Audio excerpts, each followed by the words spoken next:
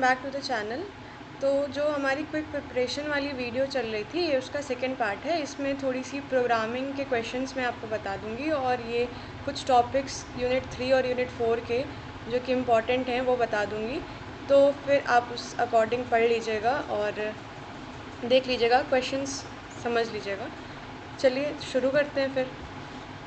तो अगर हम लोग अपने पाइचाम पे आ जाएं, फिर सबसे पहले हम लोग यहाँ पे देखेंगे कि स्ट्रिंग मैंने बताया था कि स्ट्रिंग क्या होती है। कि किसी भी वेरिएबल में आप अगर कॉम्बिनेशन ऑफ कैरेक्टर्स यानी कि वर्ड्स या स्टेटमेंट जो भी स्टोर करते हैं वो स्ट्रिंग के फॉर्म में स्टोर करते हैं, डबल कोट्स के अंदर।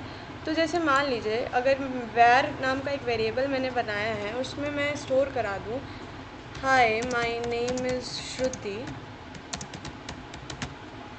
ठीक है। अब अगर इसका मुझे एक एक एलिमेंट प्रिंट कराना है अपने कंसोल पे, अगर मुझे इसका एक एक एलिमेंट प्रिंट कराना है तो मैं क्या करूँगी? मुझे कुछ नहीं करना है, क्योंकि हर स्ट्रिंग जो होती है वो उसकी भी इंडेक्स होती है। इंडेक्स मैंने बताया था पोजीशन। तो पोजीशनिंग हर एलिमेंट स्ट्रिंग में जो एलिमेंट्स होते हैं, जो कैरेक्टर्स होते हैं, उनकी अपनी पोजीशन होती है। तो इसमें भी हम लोग को अगर एक एक एलिमेंट या एक एक कैरेक्टर प्रिंट कराना है तो क्या करेंगे? बस कुछ नहीं करना, प्रिंट फंक्शन का यूज़ करेंगे और उसमें स्ट्रिंग वेरिएबल का नाम जिसमें स्ट्रिंग स्टोर है और ब्रैकेट में जिस पोजीशन पे का हम लोग को एलिमेंट प्रिंट कराना है वो पोजीशन। जैसे कि मान लीजिए पोजीशन मुझे क्या प्रिंट कराना है, मान लीजिए n प्रिंट कराना है। तो n की पोजीशन क्या है? 0 1 2, स्पेसेस भी जो होते हैं उनकी भी पोजीशन होती है, इसलिए 0 1 2 3 4 5 6। तो 6 अगर डाल दिया और फिर यहाँ पे सेव करके और रन किया इसको,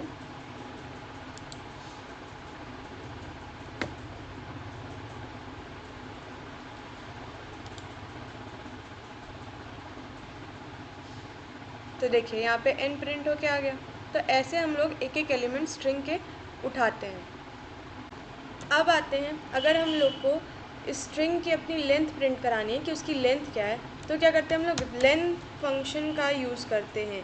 जैसे कि प्रिंट लेंथ फंक्शन में क्या, वेरिएबल का नाम यानी कि वैर, कंट्रोल एस करके इसको रन कराया तो देखिए 20, इस स्ट्रिंग की लेंथ जो है वो 20 है, ठीक है। अब अगर इस स्ट्रिंग में से किसी एक इंडेक्स से लेके किसी एक इंडेक्स तक अगर हम लोग को प्रिंट कराना है, जिसको कहते हैं स्लाइसिंग, अगर प्रिंट कराना है तो फिर हम लोग क्या करेंगे? प्रिंट और फिर वेरिएबल का नाम और ब्रैकेट में, जैसे हम लोग लिस्ट की स्लाइसिंग करते हैं वैसे ही स्ट्रिंग की भी करते हैं। जैसे मान लीजिए हमको इंडेक्स 1 से लेके और इंडेक्स 6 तक प्रिंट कराना है, तो उतनी स्ट्रिंग प्रिंट हो जाएगी। जैसे कि फिर से इसको रन कराते हैं, देखते हैं। आई एंड माई, देखिए इंडेक्स 1 यानी कि 0 और ये 1 से लेके और 6 तक, 0 1 2 3 0 1 2 3 3 4 5 6। 6 पे क्योंकि ब्लैंक स्पेस है तो मैंने बताया था कि हमेशा जो राइट साइड का पार्ट होता है वो एक्सक्लूड हो जाता है। तो ये पोजीशन 6 पोजीशन जो है वो एक्सक्लूड हो जाएगी और बाकी इंक्लूड हो जाएगा। तो आई और माई प्रिंट हो गया 0 1 2 0 1 2 3 4 5 6। हाँ एन सॉरी, 6 पोजीशन पे एन है तो एन जो है एक्सक्लूड हो जाएगा और बाकी चीज़ें प्रिंट हो जाएंगी, ठीक है। अब अगर हम लोग को जानना है कि किसी एक स्ट्रिंग में कोई एक वर्ड कितने टाइम आया है, तो उसको कैसे? जैसे मान लीजिए कि यहाँ पे मैंने कहा कि नेम नेम नेम लिख दिया, ठीक है, और यहाँ पे लिख दिया श्रुति, ठीक। अब हमको जानना है कि इस स्ट्रिंग में नेम वर्ड जो है वो कितनी बार आया है, तो हम लोग काउंट फंक्शन का इस्तेमाल करते हैं।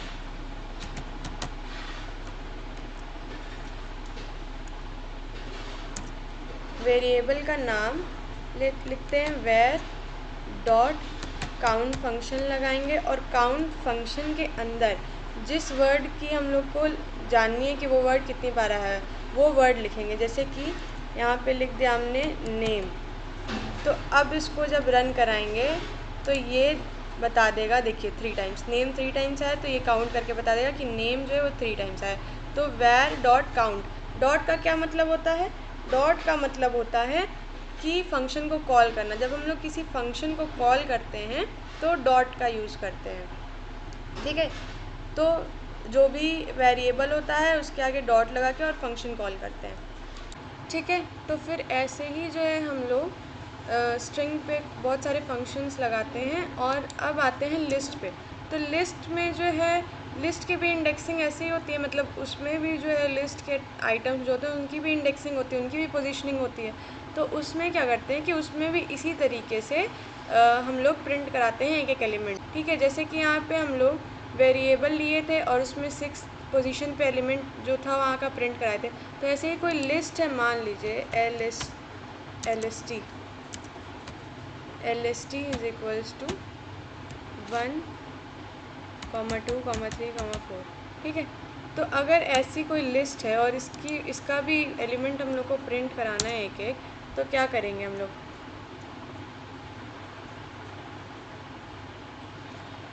प्रिंट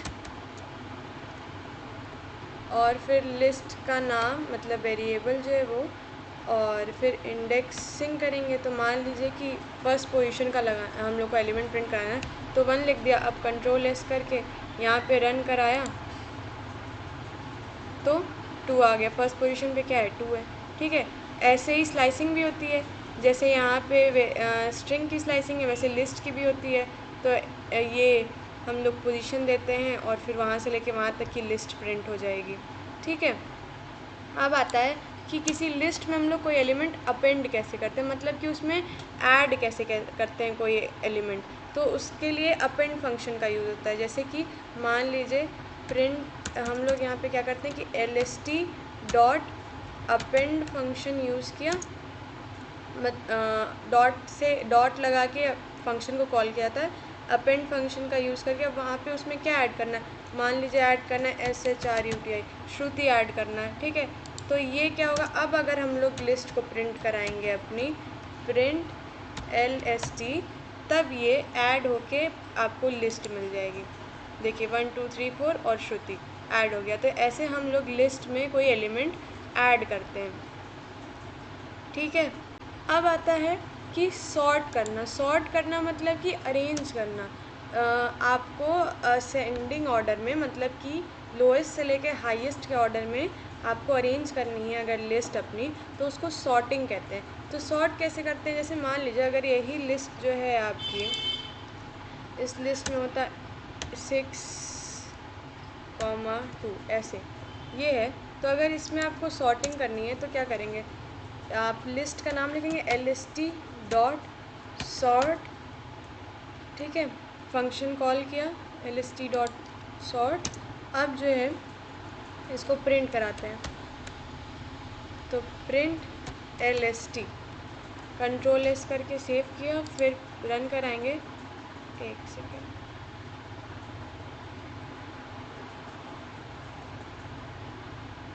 हाँ, यहाँ पे मैंने स्ट्रिंग करके अपेंड किया ना, इसको पहले तो कमेंट कर देते हैं, ठीक है।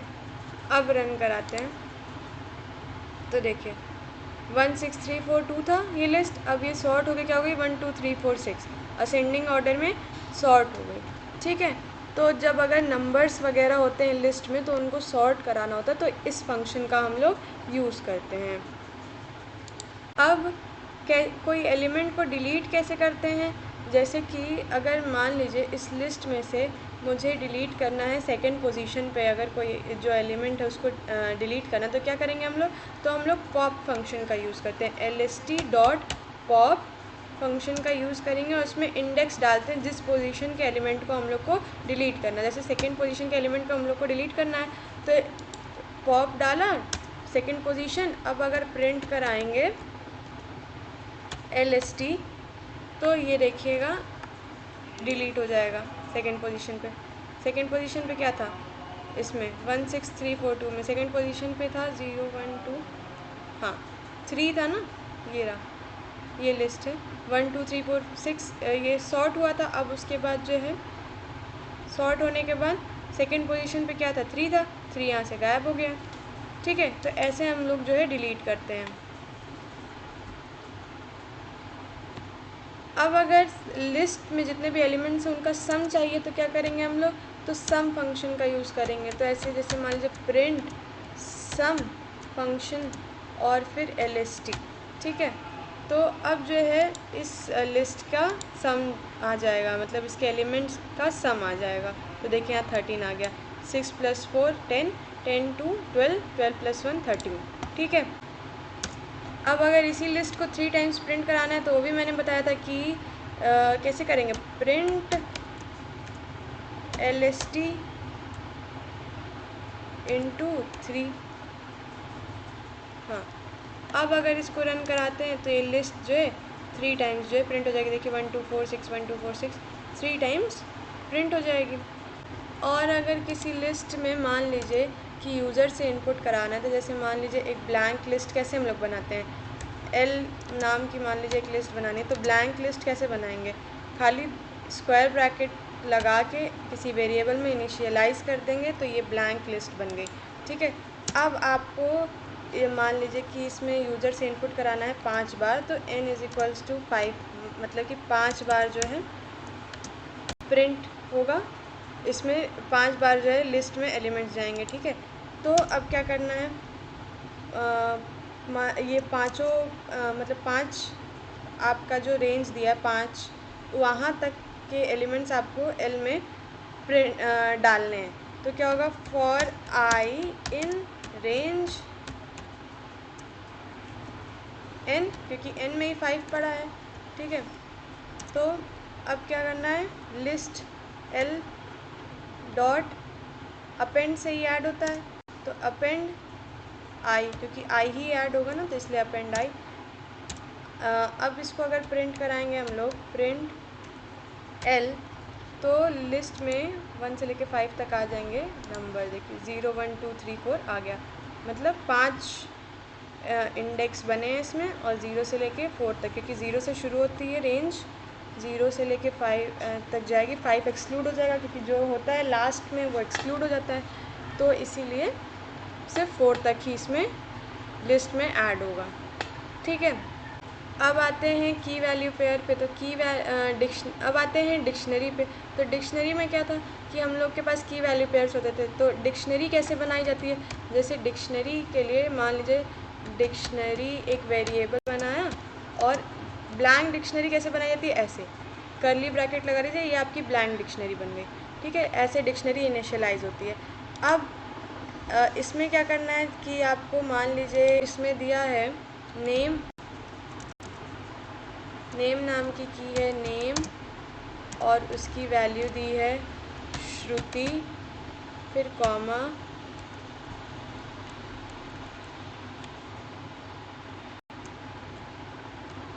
फिर है कॉमा, फिर है आपका सब्जेक्ट,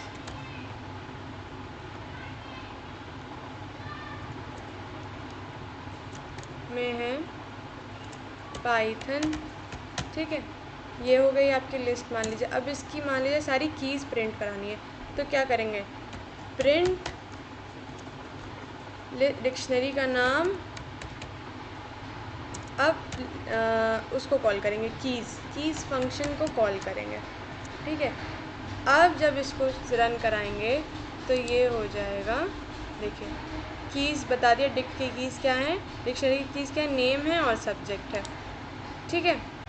अब अगर एक लिस्ट में प्रिंट करानी हम लोग को वैल्यूज़, तो इस डिक्शनरी की, तो क्या करेंगे, यही सेम काम, प्रिंट डिक्शनरी डॉट लगा के कॉल करेंगे फंक्शन को वैल्यू, ठीक है। अब जब इसको सेव करके रन करेंगे तो देखिए वैल्यूज़ आ गए श्रुति और पाइथन, तो सारी वैल्यूज़ और सारी कीज़ इसमें बता देगा। अब अगर आपको डिलीट करना है कोई, मान लीजिए कि कोई की डिलीट करनी है, तो क्या करेंगे कि ये डेल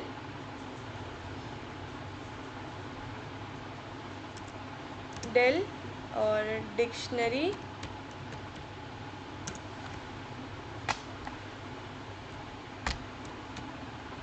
और अब जो है आपको वो की डालनी पड़ेगी, जो भी की आपको डिलीट करनी है, तो जैसे कि मान लीजिए डाल दिया नेम, ठीक है। अब इसको जब प्रिंट कराएंगे, प्रिंट डिक्शनरी,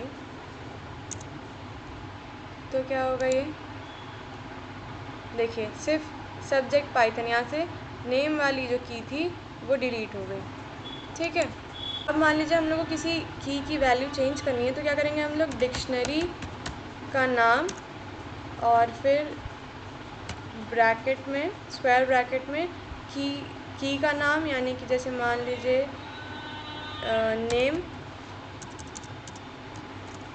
नेम, अब यहाँ पे इज इक्वल्स टू, और मान लीजिए नेम में डाल दिया विद्यार्थी, ठीक है। तो ये आपका हो गया। अब जब हम लोग इसको प्रिंट कराएंगे, प्रिंट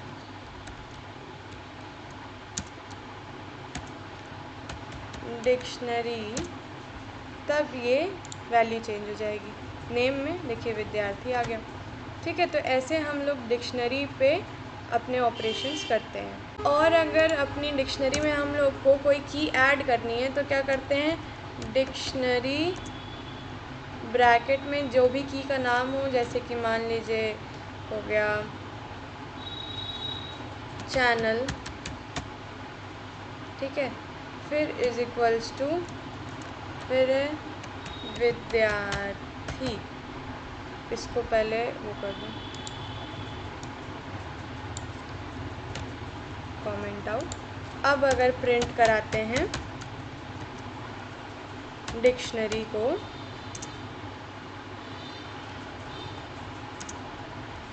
तो देखिए प्रिंट होके आ जाएगा नेम श्रुति, पाइथन सब्जेक्ट पाइथन, चैनल विद्यार्थी, ऐड हो गई एक की, ठीक है। ऐसे की ऐड करते हैं, ठीक है। तो इतनी चीज़ें मैंने बता दी आपको कि ये सारे फंक्शंस कैसे यूज़ होते हैं इन सारे लिस्ट और डिक्शनरी और इन सब चीज़ों पे।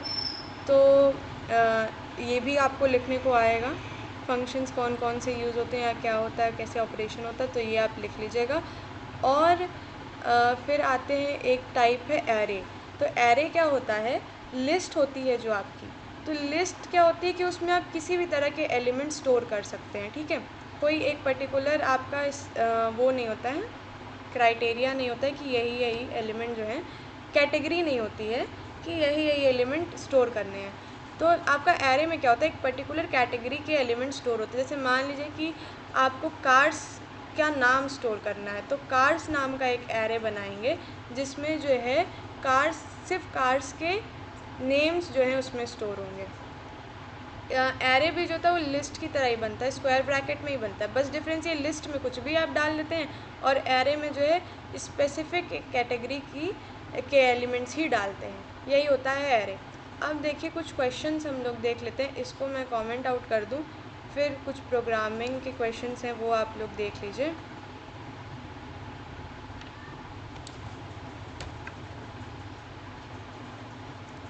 तो सबसे पहले आता है to check the prime number, ठीक है। प्राइम नंबर, अगर आपको कोई एक यूज़र से इनपुट कराना है एक नंबर और उसको आपको चेक करना है कि वो प्राइम नंबर है या नहीं, ठीक है। तो ये जैसे मान लीजिए, ठीक है, तो ये एक प्रोग्राम है हम लोग का प्राइम नंबर चेक करने के लिए। तो इसको पहले मैं बता दूं कि इसमें क्या क्या हुआ है।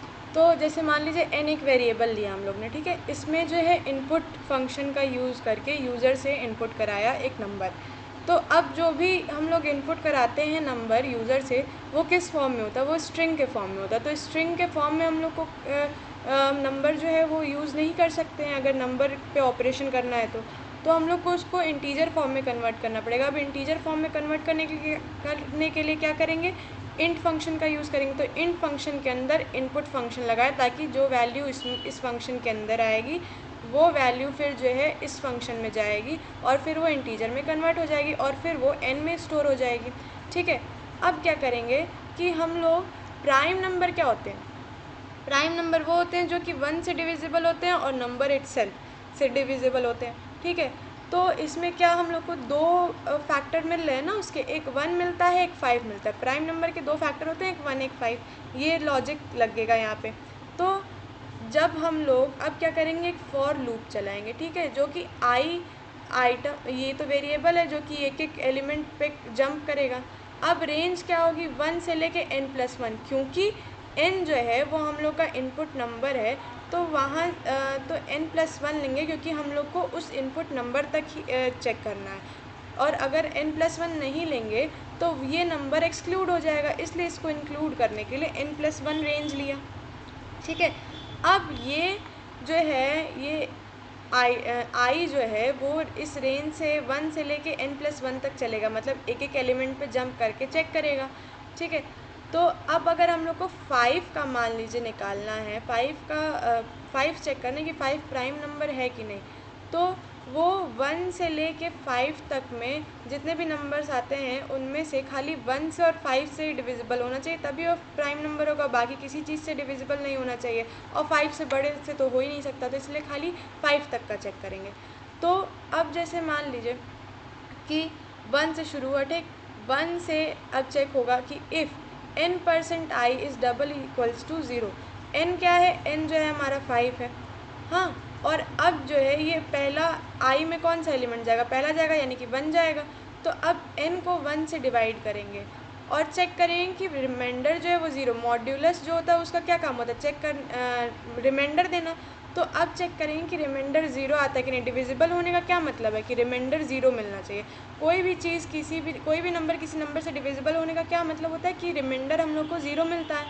तो अगर n को हम लोग 1 से डिवाइड करते हैं तो क्या हम लोग को रिमाइंडर जो है वो 0 मिलता है। n को 5 को 1 से डिवाइड कर दिया, 1 5 ज़ा 5, रिमाइंडर 0 मिल गया, ठीक।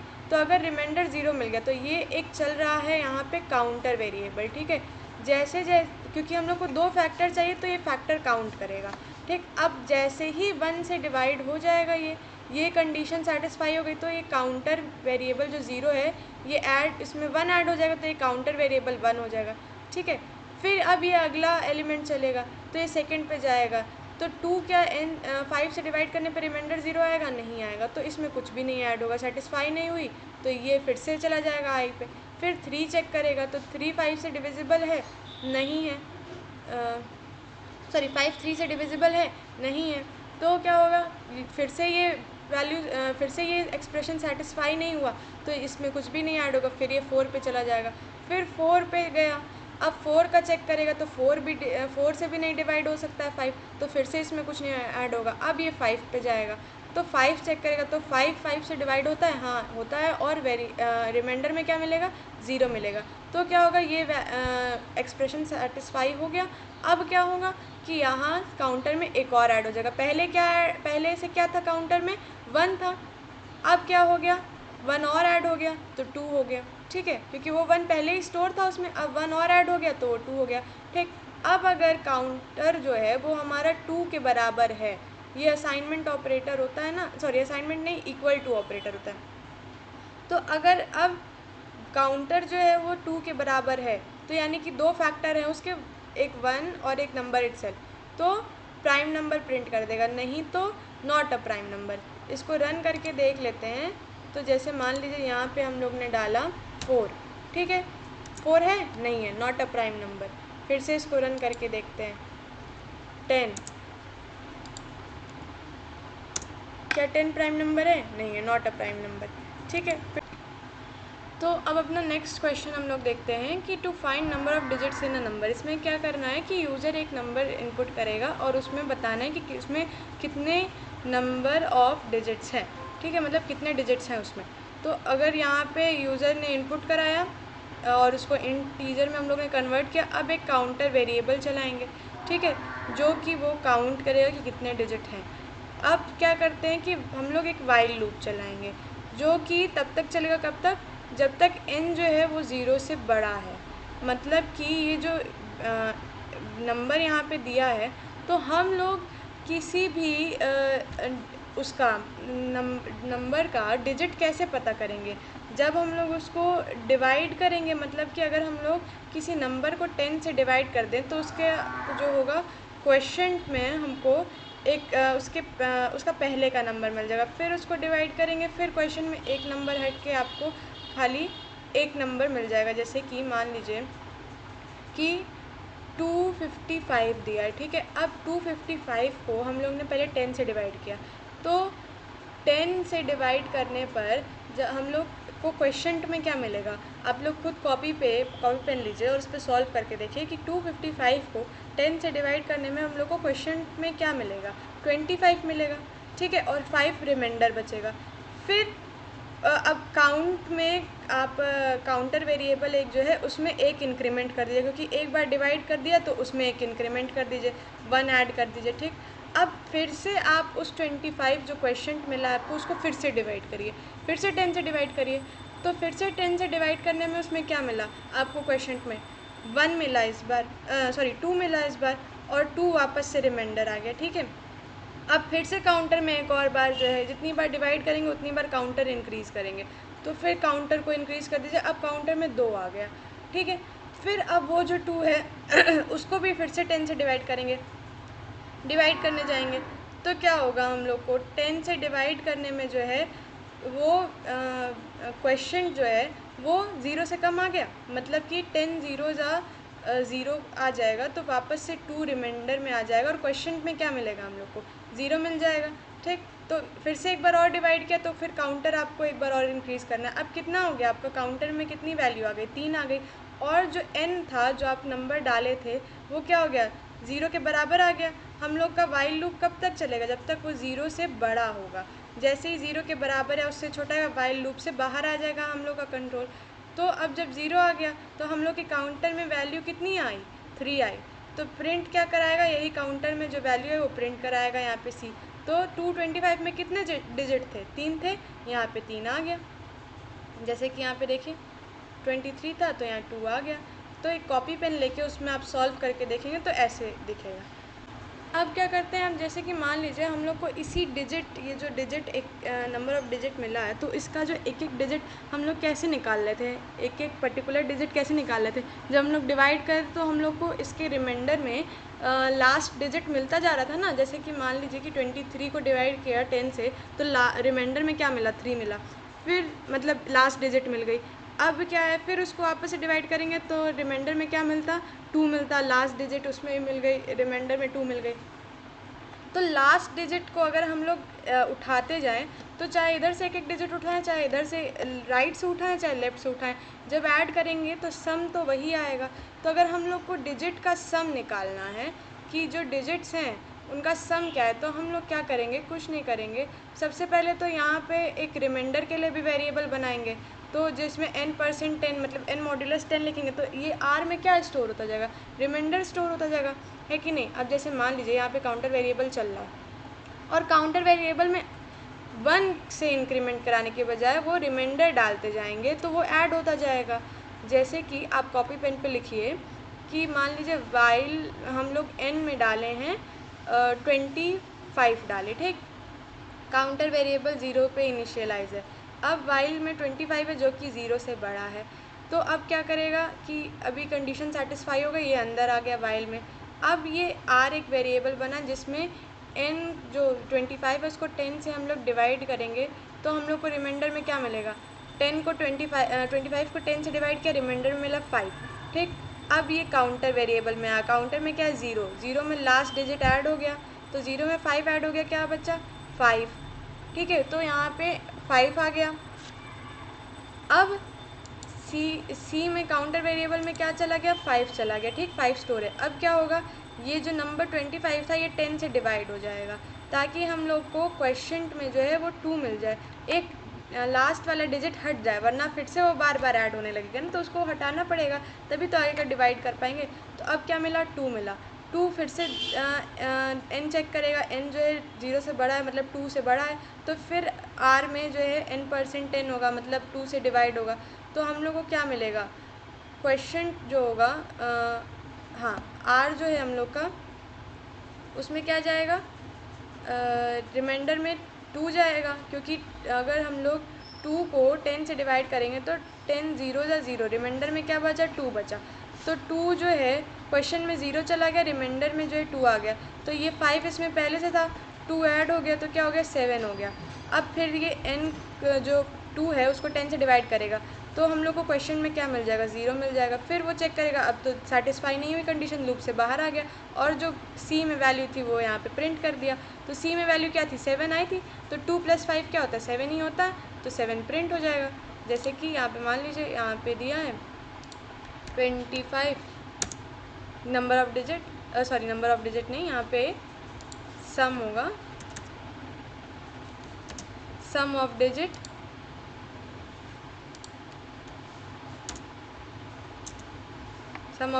क्या हो गया 7 आ गया। ठीक है, तो ऐसे ये हम लोग सम निकाल सकते हैं। तो लॉजिक इस तरीके से आपको बनाना पड़ता है, मैथ्स ही है ये एक तरीके से, बस नंबर्स के साथ खेलना होता है। अब जो है क्या देखते हैं हम लोग आर्मस्ट्रॉन्ग नंबर, तो इसको पहले कमेंट आउट कर दूं मैं।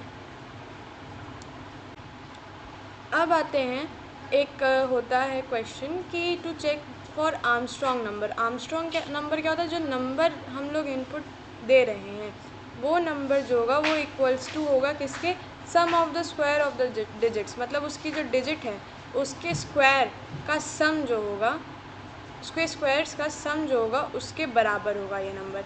ठीक है, तो क्या करेंगे इसमें कि जैसे मान लीजिए फिर से कॉपी पेन लेके आप लोग बैठ जाइए और उस पर लिखिए कि जैसे मान लीजिए n में हम लोग ने इनपुट कराया एक नंबर, ठीक, काउंटर वेरिएबल फिर से चलाया क्योंकि हम लोग को सम निकालना है। अब क्या है, while n is greater than 0, जब तक n जो है 0 से बड़ा होगा ये लूप चलता जाएगा। तो उसके बाद फिर क्या होगा कि हम लोग को उस नंबर जो नंबर आया है सबसे पहले क्या काम है उसमें, उस नंबर की डिजिट्स निकालनी। तो डिजिट्स कैसे निकलती हैं, रिमाइंडर से निकलती हैं, जो लास्ट डिजिट हम लोग को रिमाइंडर में मिलती है। तो r में n% करेंगे तो r में डिजिट वो है मिलती जाएगी, हम लोग को रिमाइंडर मिलता जाएगा। अब क्या करना है, उस लास्ट वो जो डिजिट्स हैं उनका स्क्वायर करना है। तो t वेरिएबल बना के उसमें उसका क्या किए कि स्क्वायर कर दिए,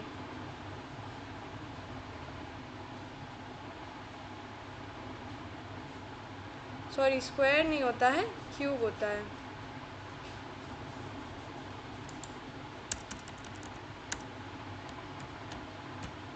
क्यूब होता है। और तो क्या किए कि t में वो जो रिमाइंडर था वो r करेंगे तो उसका क्यूब हो जाएगा। ठीक है, तो क्यूब एक एक डिजिट का क्यूब t में स्टोर हो रहा है और c जो है उसको 0, तो सम कैसे होगा, सम कैसे स्टोर होगा, तो सम पहले 0 है, फिर इसमें ये लास्ट डिजिट जो आई उसका क्यूब स्टोर ऐड हो गया, फिर जो है अब ये n जो है डिवाइड हो गया, वो लास्ट डिजिट जो है रिमाइंडर में उसको हटाने के लिए n जो है वो डिवाइड हो गया 10 से। तो क्या हो गया, अब अगर किसी को 10 से डिवाइड करें तो क्वेश्चन खाली मिलेगा ना, रिमाइंडर वाला पार्ट तो हट जाएगा, तो क्वेश्चन वापस से मिल गया। फिर वो देखा जाएगा कि n जो होगा वो 0 से बड़ा होगा, फिर ये सारी चीज़ें चलेंगी। इसको कॉपी पेन पे आप लिख के चेक करिए तो आपको पता चल जाएगा। फिर जैसे ही जो है ये c में सम जो होगा वो जो नंबर हम लोग ने डाला उसके बराबर आ जाएगा तो आर्मस्ट्रॉन्ग नंबर है प्रिंट हो जाएगा, नहीं तो नहीं है ये प्रिंट होगा। जैसे कि 25 नहीं है तो नो इट्स नॉट प्रिंट हुआ। ठीक है, अब जो है आपके पेपर में पिछली बार आया था कैलकुलेटर जो है बनाने के लिए कि प्रोग्राम बनाना है कैलकुलेटर बनाने का। तो कैलकुलेटर का प्रोग्राम बनाना बहुत ही ज़्यादा इजी है। एडिशन करना है तो ऐड ऑपरेटर प्लस ऑपरेटर का यूज़ कर लो, सब्ट्रैक्ट करना है तो माइनस ऑपरेटर का यूज़ कर लो। तो ये कैलकुलेटर वाला प्रोग्राम आप लोग खुद से बनाने की कोशिश करिएगा। फिर जो है अब ये हो गया, इसको रुके कमेंट आउट कर दूँ मैं। अब देखिए अब क्या होता है कि हम लोग के पास फंक्शंस होते हैं। तो फंक्शन क्या होता है, फंक्शन जैसे कि आप लोग ने अपने मैथ्स में पढ़ा होगा फंक्शंस। तो फंक्शंस क्या होते थे, एक तरह का सिस्टम होता था जिसमें कुछ इनपुट दो तो वो आउटपुट देता था, इनपुट डालो तो आउटपुट आपको मिलता था। तो वैसे ही फंक्शन काम करते हैं कि फंक्शन में कुछ इनपुट दो तो वो आपको रिटर्न में आउटपुट देगा। तो वैसे ही इसमें भी फंक्शंस वही होते हैं। ठीक है, मतलब जैसे कि फ़ंक्शन क्या है, एक मशीन है जिसमें आप कुछ डालते हैं तो आपको आउटपुट वो मिलता है।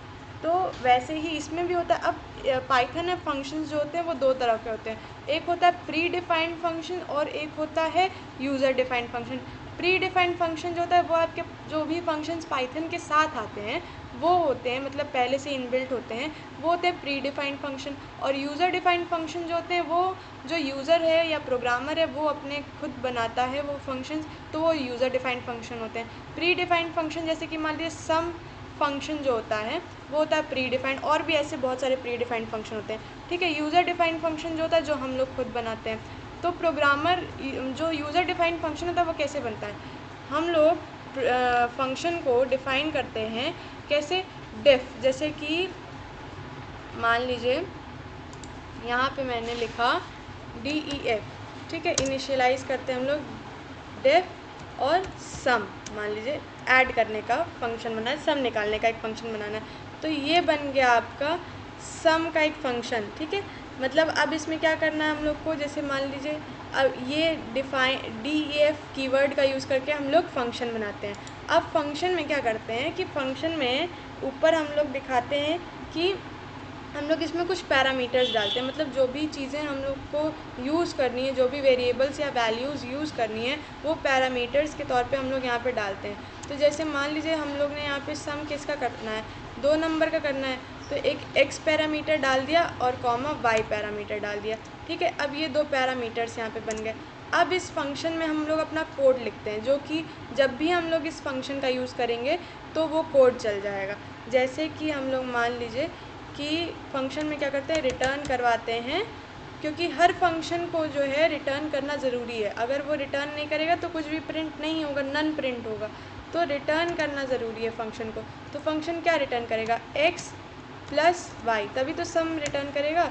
तो यहाँ पे x प्लस वाई हो गया।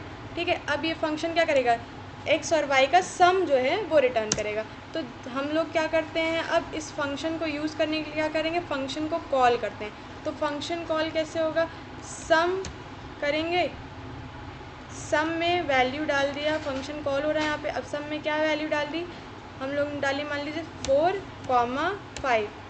अब क्या होगा, सम में 4 और 5 वैल्यू चली गई। अब यहाँ पे ये ऐड होगा, रिटर्न होके इस फंक्शन को दे देगा 4 और 5 का सम, जो कि सम इसमें आ जाएगा। अब लेकिन ये तो आ गया, इसको रिटर्न कर दिया, लेकिन प्रिंट भी तो कराना पड़ेगा। तो प्रिंट कराने के लिए क्या करना पड़ेगा, सबसे पहले तो इसको किसी चीज़ में, किसी वेरिएबल में स्टोर करेंगे। तो मान लीजिए कि v is equals to sum 4,5, v में हम लोग ने इस सम को स्टोर कर दिया, इसमें इस पे जो वैल्यू रिटर्न होके आ रही है वो इस v नाम के वेरिएबल में स्टोर हो गई। अब जब भी हम लोग इस v वेरिएबल को प्रिंट कराएंगे तो हम लोग को यहाँ पे मिल जाएगा 9।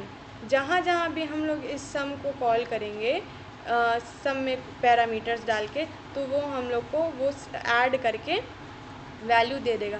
तो ये बन गया एक फ़ंक्शन। अब आप इसको किसी भी अपने पूरे इस फाइल के किसी भी प्रोग्राम में जहाँ भी सम का यूज़ करेंगे तो वो आपको सम उस नंबर का सम करके आपको वैल्यू दे देगा। जैसे कि अब यहाँ पे क्या करना है कि हम लोग ने तो ऐसे प्रोग्रामर ने डाला, अब मान लीजिए आपको यूज़र से इनपुट कराना है नंबर, तो क्या करेंगे, अब यहाँ पे इनपुट फंक्शन का यूज़ करेंगे जो कि इंट में कन्वर्टेड होगा। तो इंट में कन्वर्ट करके इनपुट फंक्शन का यूज़ करके मान लीजिए डाल दिया इंटर द नंबर 1, और फिर यहाँ पे 5 की जगह भी इंट का यूज़ करके इनपुट डाल के और फिर उसमें एक मैसेज डाल दिया कि इंटर द नंबर 2।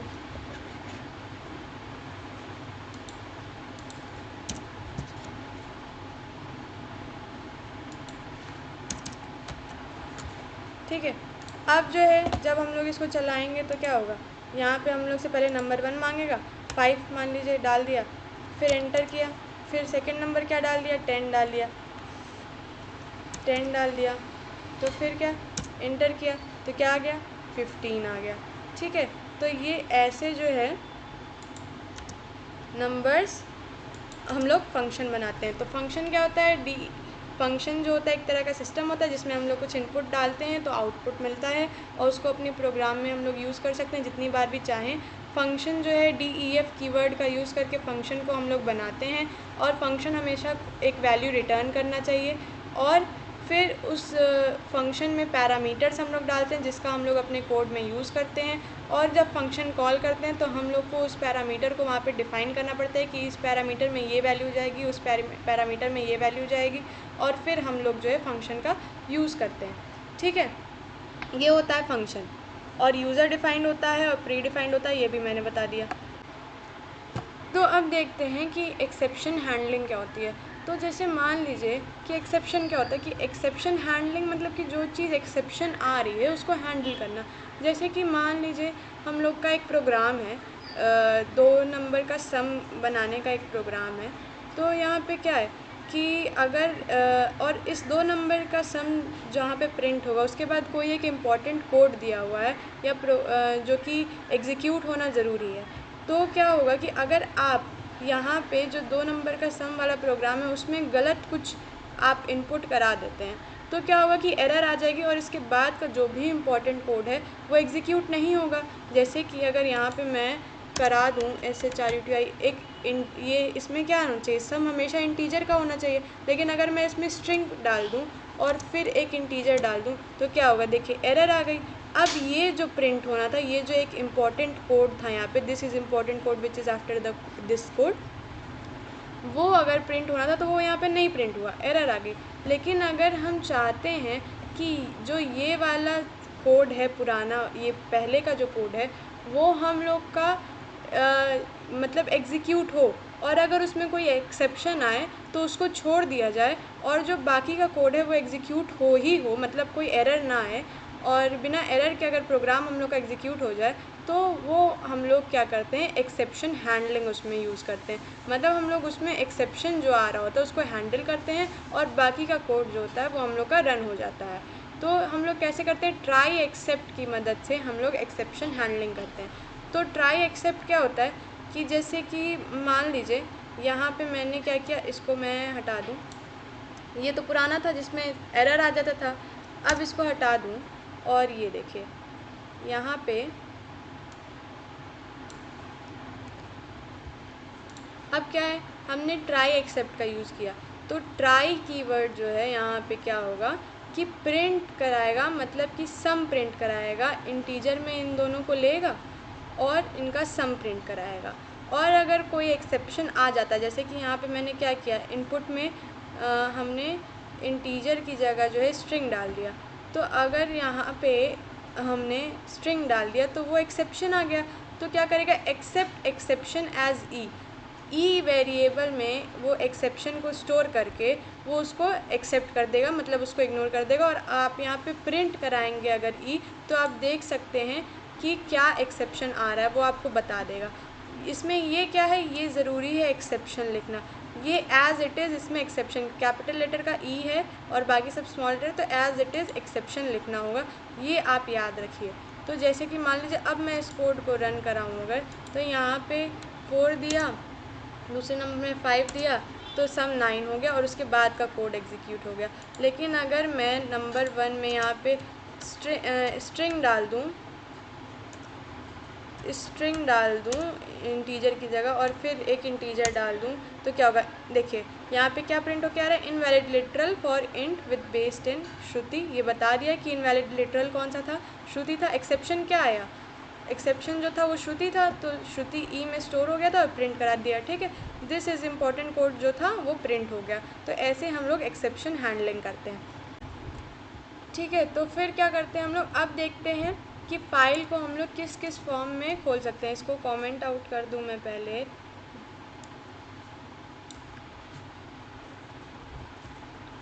ठीक, अब देखते हैं। तो फाइल जो है हम लोग मोड में खोल सकते हैं, रीडिंग मोड में, राइटिंग मोड में खोल सकते हैं, और आप उसको अपेंड मोड में खोल सकते हैं, मतलब कि आप उसमें जो है उसको अपेंड कर सकते हैं, उसमें चीज़ें ऐड कर सकते हैं। टेक्स्ट मोड में खोल सकते हैं, बाइनरी मोड में खोल सकते हैं, और अपडेट फाइल करने के लिए, मतलब कि जो रीड और राइट दोनों करने के लिए भी खोल सकते हैं।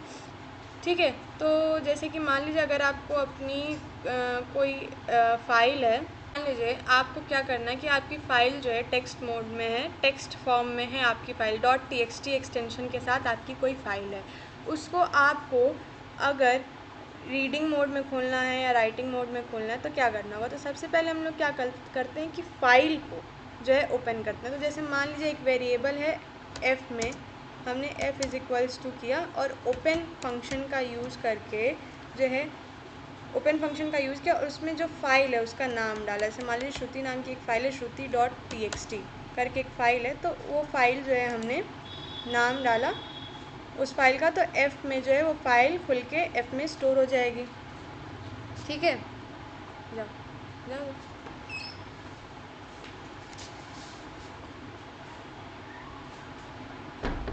अब इस फाइल का कंटेंट जो है वो हम लोग को रीड करना है। तो हम लोग क्या करेंगे कि कंटेंट, मान लीजिए कंटेंट एक वेरिएबल बनाया और उसमें क्या करेंगे f डॉट, मतलब जो फाइल है उसके ऊपर ऑपरेशन करना है तो f और डॉट लगा के फंक्शन कॉल करेंगे, तो रीड फंक्शन को कॉल करेंगे। ठीक है, अब ये जो है ये रीड फंक्शन ये f फाइल जो स्टोर है f में उसमें के कंटेंट को रीड करेगा और इस कंटेंट वेरिएबल में स्टोर कर देगा। ठीक है, अब जब हम लोग इस कंटेंट वेरिएबल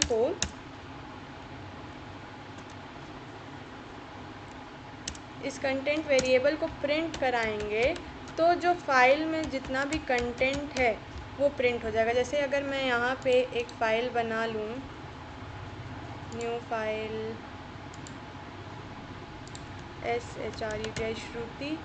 shruti.txt करके ही बना ली। ठीक है, अब इस फाइल में मैंने कहा कि हाय आई एम श्रुति, सेव कर दिया। अब जैसे कि यहाँ पे मैंने क्या बनाया था, फाइल ओपन की, कंटेंट में जो है रीड करके इसका कंटेंट स्टोर किया और प्रिंट किया, तो कंसोल पे मेरे जो है प्रिंट होके आ जाएगा हाय आई एम श्रुति। ठीक है, ये फाइल थी। अब इसका यूज़ कहाँ पे हुआ, यहाँ पे ओपन किया रीडिंग मोड में और यहाँ पे वो हम लोग ने प्रिंट करा दिया, मतलब अब कंसोल पे दिख रहा है। लेकिन इसको अपडेट नहीं कर सकते हैं, खाली रीड कर सकते हैं, ऐसे इसमें कुछ भी गड़बड़ नहीं कर सकते हैं, इधर उधर चेंजेस नहीं कर सकते हैं। ठीक है, और हमेशा फ़ाइल को ओपन करने के बाद उसको क्लोज़ करना ज़रूरी है। तो f डॉट क्लोज़ करके जो है हम लोग इस फाइल को क्लोज़ कर देंगे, क्योंकि अगर ओपन कर दिया है फिर क्लोज़ नहीं करेंगे तो अगर कोई और फाइल ओपन करे तो वो फाइल ओपन नहीं होगी जब तक कि फ़ाइल क्लोज़ नहीं होगी। ठीक है, तो इसीलिए क्लोज़ कर देंगे। अब क्या करते हैं, अब अगर हम लोग को अपनी फ़ाइल में कुछ लिखना है तो हम लोग क्या करेंगे, राइटिंग मोड में खोलेंगे। तो WT मोड जो हो गया वो हमारा हो गया राइटिंग मोड। तो अब यहाँ पे क्या करेंगे, हम लोग कंटेंट में क्या करेंगे कि रीड हटा के राइट फंक्शन को कॉल करेंगे। ठीक है, और इसमें जो भी हम लोग को लिखना है वो लिखेंगे। जैसे मान लीजिए श्रुति इज़ अ इंस्ट्रक्टर ऑन विद्यार्थी। ठीक है, ये हो गया। अब इसको सेव करेंगे तो हम लोग क्या किया कि फ़ाइल में जो है ये श्रुति इज़ इंस्ट्रक्टर ऑन विद्यार्थी जो है इसमें ऐड हो गया। मतलब फ़ाइल को अब जब हम लोग चलाएंगे तो ये क्या कर रहा है, ये उसके एलिमेंट्स, अब यहाँ पे देखिए तो फाइल में क्या हुआ, श्रुति इज़ अ इंस्ट्रक्टर ऑन विद्यार्थी इसमें अपडेट हो, मतलब इसमें फ़ाइल में लिख गया। अब अगर हम लोग ये क्या होगा कि जितनी बार हम लोग ऐसे फ़ाइल ओपन करके और लिखेंगे उसको और फिर क्लोज़ कर देंगे तो यहाँ पे फ़ाइल में क्या होगा, जो पुरानी चीज़ें होंगी वो हट जाएंगी और नई चीज़ें उसमें ऐड होती जाएंगी। यहाँ पे ये जो 36 दिया है ये सिर्फ इसका लेंथ दिया है जी। ये जो है क्या होता है कि लेंथ प्रिंट करा देता है कि यहाँ पे जब प्रिंट कराएंगे कंटेंट, अब राइट मोड में जब इसको प्रिंट कराएंगे तो यहाँ पे लेंथ दे देगा कि 36 एलिमेंट्स 36 कैरेक्टर्स हैं इस पूरे स्टेटमेंट में। ठीक है, तो ये क्या होता है कि पुरानी चीज़ें हट जाती हैं फाइल में और नई चीज़ें ऐड हो जाती हैं राइटिंग मोड में, अगर राइट फंक्शन को कॉल करके और ऐसा करते हैं हम लोग तो। ठीक है, ठीक है, तो इस तरीके से हम लोग जो है फ़ाइल को रीडिंग मोड और राइटिंग मोड में खोलते हैं। और फिर और भी बहुत सारी चीज़ें होती हैं, तो और भी बहुत सारे मोड्स होते हैं, तो अभी के लिए खाली आप इतना जानिए, बहुत डीप में मत पड़िए। फिर आता है हम लोग का रिकर्शन। तो रिकर्शन क्या होता है, रिकर्शन में ये होता है कि आप जो फंक्शन अभी मैंने बताया ऊपर फंक्शन बनाने का, तो तो एक फंक्शन को बार बार जो एक फंक्शन होता है वो अपने आप को ही बार बार कॉल करता है। किसी प्रोग्राम में जो फंक्शन है वो अपने आप को ही बार बार अगर कॉल कर रहा है तो उसको कहते हैं रिकर्शन, मतलब अब फंक्शन अपने खुद को बार बार कॉल करता है। तो function calling itself again and again is called recursion. ठीक है, रिकर्शन का एक एग्जांपल मान लीजिए कि फैक्टोरियल। तो फैक्टोरियल क्या होता है, अगर हम लोग को 4 का फैक्टोरियल निकालना है तो 4 क्या होगा, 4 इंटू 3 इंटू 2 इंटू 1, ये होता है 4 का फैक्टोरियल, है ना। अगर 4 का फैक्टोरियल निकालना है तो 4 का फैक्टोरियल क्या होता है, यही होता है 4 इंटू 3 इंटू 2 इंटू 1। तो ये क्या हो रहा है कि 4 हम लोग को कैसे मिल रहा है, n जो है वो n में क्या हो रहा है कि n में n-1 मल्टीप्लाई होता जा रहा है। n-1 का फैक्टोरियल जो है वो मल्टीप्लाई होता जा रहा है कि नहीं। n है, अब n-1 का फैक्टोरियल यानी कि 3 फैक्टोरियल मल्टीप्लाई होगा, फिर 3-1 यानी कि 2 का फैक्टोरियल, फिर 2-1 यानी कि 1 का फैक्टोरियल, ये मल्टीप्लाई होता रहा है कि नहीं। तो क्या हो रहा है, 9-1 ये जो है ये बार बार खुद को ही रिपीट कर रहा है। n-1 कह रहे हैं n-1 बार बार खुद को रिपीट करे, तो क्या है, ये रिकर्शन है। तो हम लोग जैसे मान लीजिए फैक्टोरियल बनाना है, फैक्टोरियल का प्रोग्राम बनाना है रिकर्शन से, तो हम लोग क्या करेंगे, जैसे मान लीजिए DEF factorial, caps lock on है, इसको पहले कमेंट आउट कर दूं। और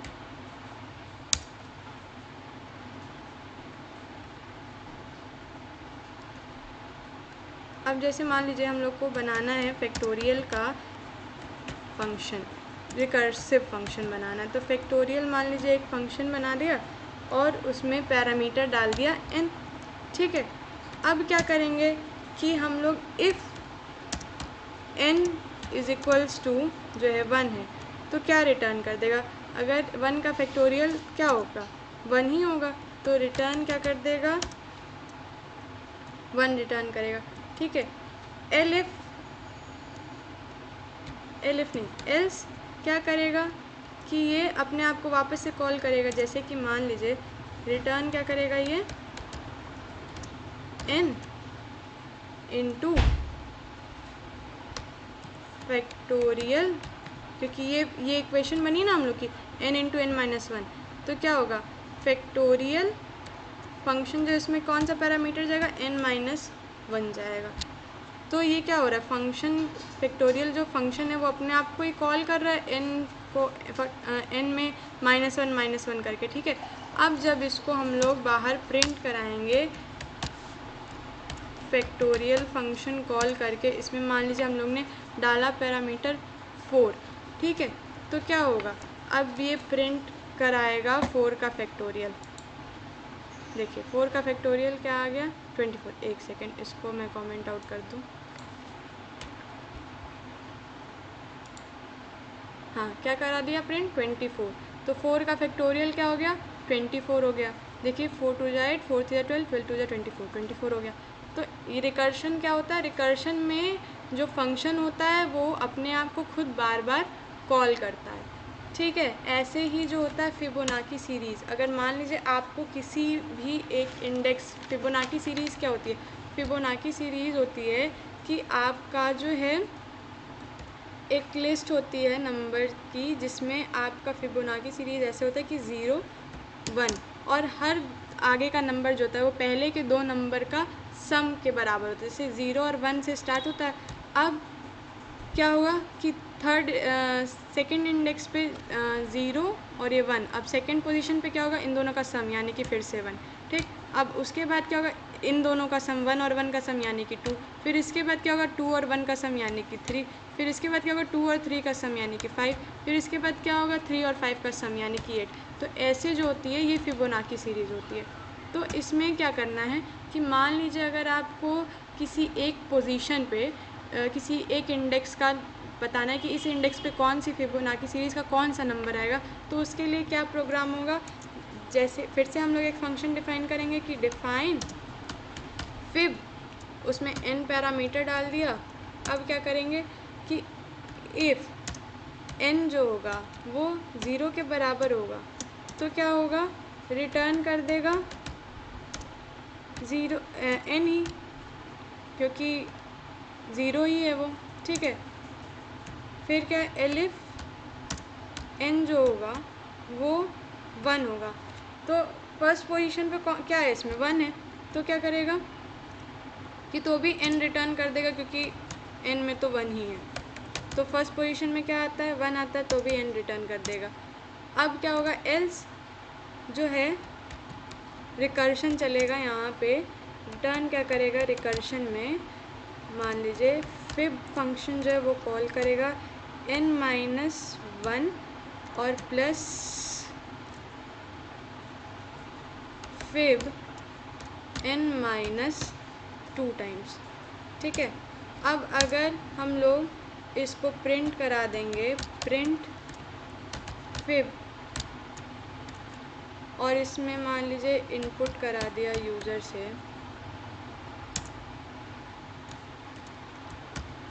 इंटर अ पोजीशन, ठीक है। और क्योंकि ये इनपुट जो है वो स्ट्रिंग के फॉर्म में होगा तो उसको इंट में कन्वर्ट करना पड़ेगा, तो इसलिए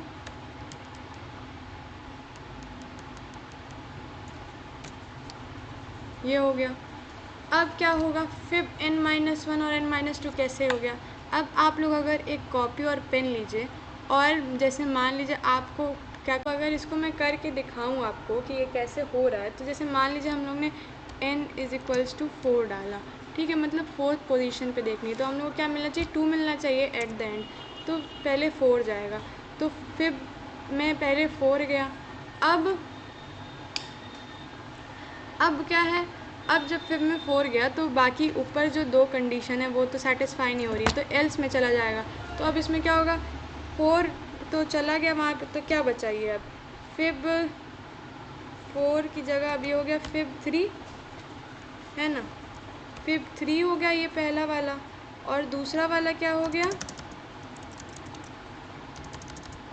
दूसरा वाला क्या हो गया, फिब 2 हो गया, क्योंकि 4 - 2 क्या हो जाएगा, 2 हो जाएगा, ठीक है। अब क्या हुआ, अब ये फिब 3 जो है ये भी अभी एल्स वाली कंडीशन में जाएगा, क्योंकि ना n में 0 है ना 1 है, 3 है, तो एल्स में जाएगा।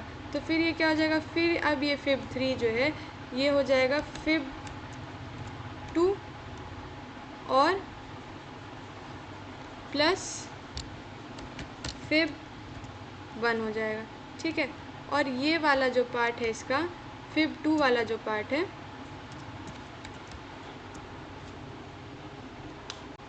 फिर ये जो फिब 2 वाला पार्ट है उसमें क्या होगा, फिब 2 वाला भी अब अंदर जाएगा, तो फिब 2 - 1 फिब 1 हो जाएगा, यानी कि यहाँ पे फिब 1 हो जाएगा और प्लस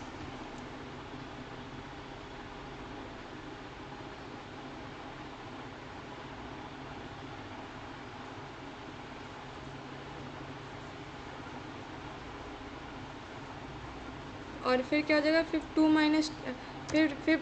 2 क्या हो जाएगा, फिब 0 हो जाएगा, ठीक है। अब फिर क्या होगा, फिर ये अगले पे जाएगा। अब यहाँ पे तो ये 1 और 0, n 1 और 0 में हो गया, और यहाँ 1 हो गया, अभी भी ये 2 है, मतलब कि 0 और 1 से बड़ा है, तो ये फिर से इसमें जाएगा। तो अब ये जो फिब 2 है वो किस में कन्वर्ट हो जाएगा, तो ये फिब 2 - 1 क्या हो जाएगा, 1 हो जाएगा, प्लस फिर ये क्या हो जाएगा, फिब 2 - 2 0 हो जाएगा, ठीक है। अब ये सिंपलेस्ट फॉर्म में होगा। अब फिब 0 रहेगा तो क्या वो रिटर्न करेगा, यहाँ पे 0 आएगा, तो फिब 0 क्या रिटर्न करेगा, 0, और फिब 1 क्या रिटर्न करेगा, ऊपर देखिए, फिब 1 क्या रिटर्न करेगा, फिब 1 रिटर्न करेगा 1, ठीक। तो 0 और 1 क्या हो गया, 1 हो गया, तो यहाँ पे टोटल इसकी वैल्यू क्या हो गई, 1 हो गई, ठीक है। मतलब फिब 2 में जो है वो 1 की वैल्यू आ गई। अब क्या हुआ कि अब यहाँ पे जो है 1 है, और फिब 1 में क्या है, फिब 1 में जो है वो 1 रहेगा ही, तो 1 और 1 क्या हो गया, 2 हो गया। तो इस पूरे मतलब फिब 3 जो था, फिब 3 की वैल्यू में क्या आ गया, फिब 3 की वैल्यू में आ गया 2, और फिब 2 में क्या हो गया,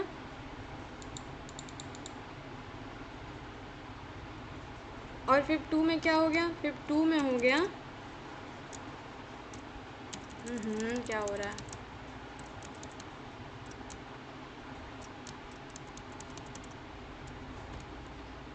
फिब 3 में क्या आ गया? फिब 3 में आ गया 2।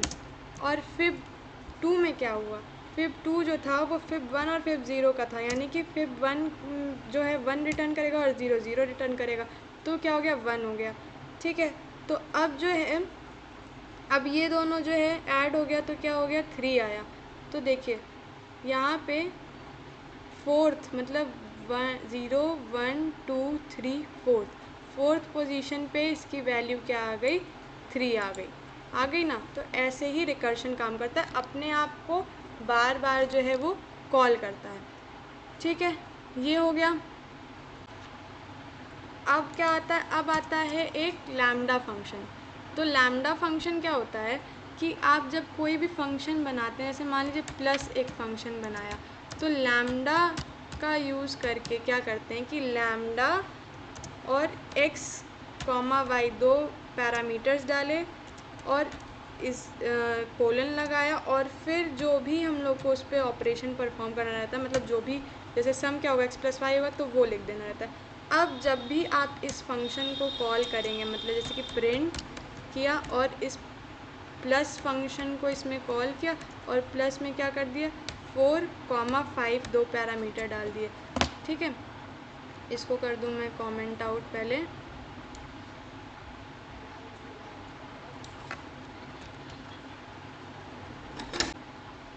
अब इस फंक्शन में मैंने अगर दो पैरामीटर डाले और फिर मैं इसको प्रिंट कराऊँ, तो क्या हो गया? 9 आ गया। तो लैम्डा फंक्शन ऐसे यूज़ होता है, मतलब कि लैम्डा कीवर्ड का यूज़ करके हम लोग फंक्शन बनाते हैं जिसमें हम लोग को डिफ़ाइन करने की ज़रूरत नहीं होती है, ये वन लाइनर होता है। ठीक है,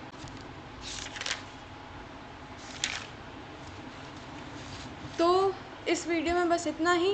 काफ़ी चीज़ें मैंने कवर कर ली हैं, तो आप लोग इसको पढ़ लीजिएगा, तो हो जाएगा आपका ऑलमोस्ट पूरा हो जाएगा सिलेबस।